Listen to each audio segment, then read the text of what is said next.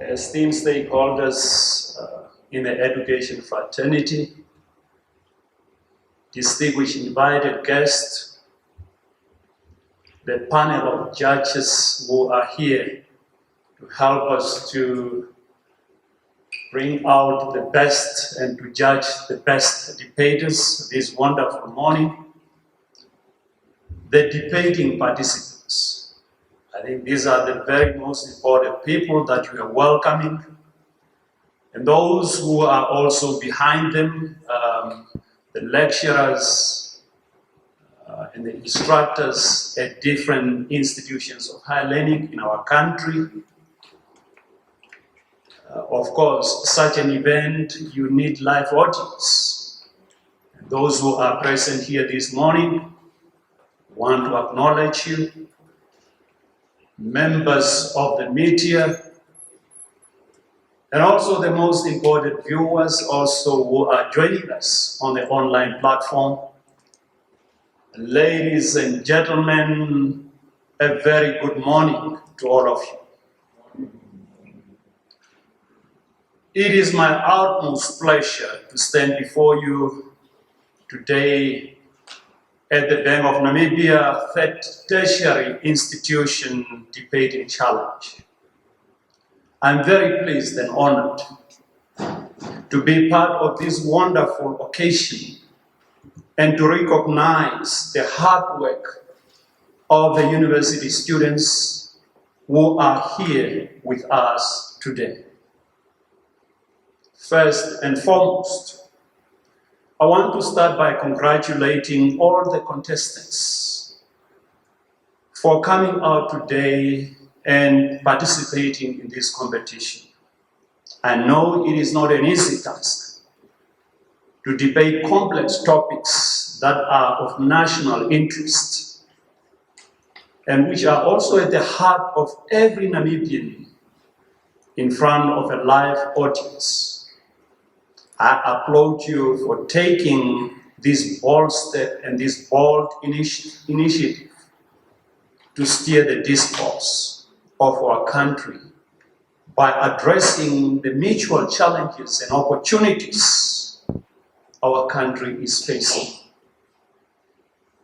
Congratulations on taking that first step. You are all winners, in my view. Today, again, is a culmination of many hours of preparation, research, as well as honing your persuasive and debating skills at the workshop hosted by the bank today. Ladies and gentlemen, for any society to thrive, we need to have diversity of critical views so that we can learn from one another, improve on those ideas, and execute the agreed path after we have expressed different views. We believe in any nation that will move forward, constructive debates on issues that concern society form an integral part of creating an open, transparent, functional, and accountable society. More importantly, the skills of principles debates are foundational on thriving and robust democracy. In a democracy, we want and we need to hear a range of views, as well as voices that challenge our beliefs and our preconceptions. At the same time, we need strong critical thinking that will help us to evaluate and discern information wisely for us to be able to separate facts from fictions, especially in an age of misinformation and fake news. You know, sometimes you will find all this information posted on the social media as fake news. But initially it was sounding as if it is facts. Clearly, it is undeniable that these platforms plays a very crucial role in shaping the worldview of participating students at an individual level.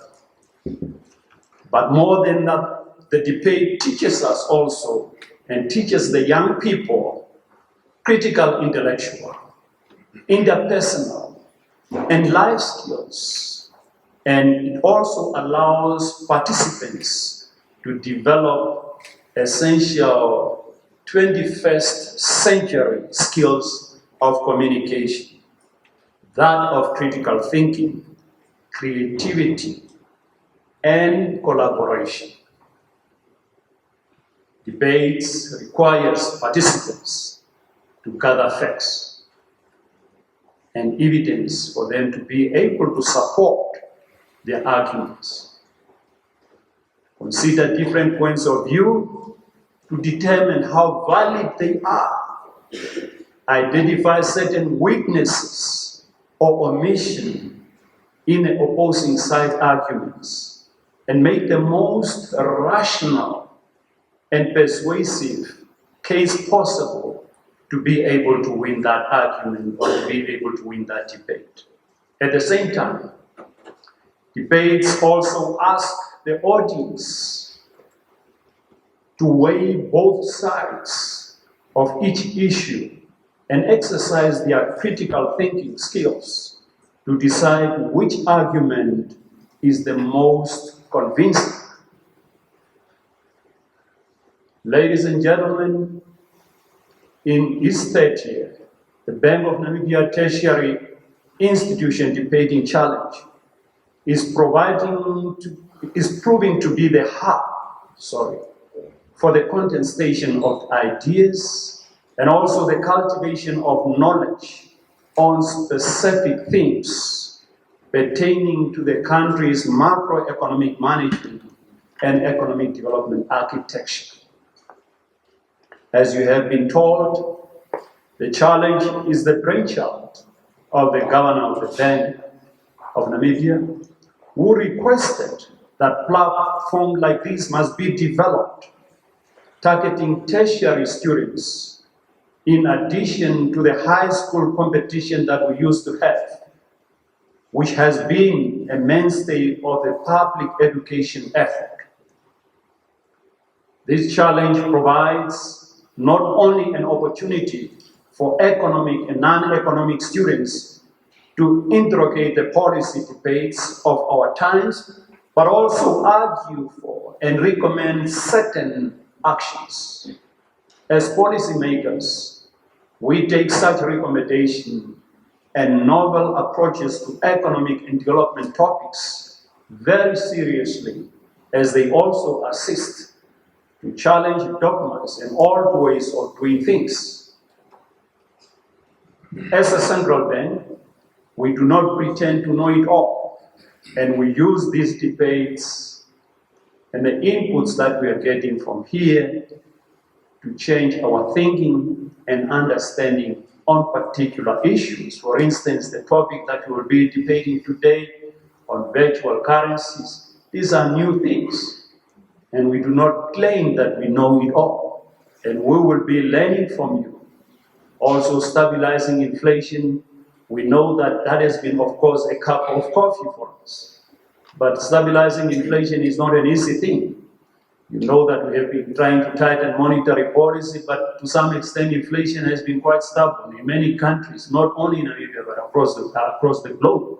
So we want to hear from you. That what are some of those new things that we need to do for us to be able to contain and stabilize inflation?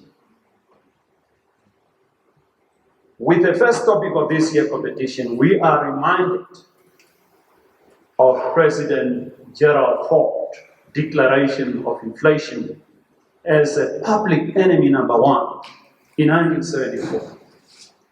Once again, inflation has emerged as a significant challenge in many global economies, which is reminiscent of a bygone era. While monetary policy has traditionally been very effective in containing inflation, at recent times have posed a daunting balancing act for central banks. While the impact of COVID-19 pandemic on consumer spending, fragile economic recovery, and tight global financial conditions, central banks face the audacious task of fulfilling both price stability and financial stability mandates in a post-pandemic period. Understandably, there is a growing concern among the public regarding the persistent cost of living challenges. Namibian inflation has been trending downwards at recent, from 7% in January 2023 to around 5.3% in June 2023. We are seeing a decline in the inflation rate as shocks that drive inflation also are waning. And our monetary policy actions are transmitted to the economy. We are not out of the wood yet, but inflation expectations appear to be anchoring on the low side. All the same, central banks around the world are grappling with the question, how can we prioritize the price and financial stability mandates without plugging our economy into a prolonged period of low growth, which further worsens the unemployment, especially among the youth, and income inequality challenge. This question, of course, demands a thoughtful deliberation and collaboration between policymakers, economists, and stakeholders to help us to navigate the intricacies of our evolving economic landscape. And we believe out of this debate, when you are talking about how to stabilize inflation, it will really be helping us to move forward. Again, as I said, that this platform, the ideas that are coming from you, we take them very seriously. That's why even Hilia, when she was speaking here, and she narrated to us that she got a call from the bank. So use this as an opportunity.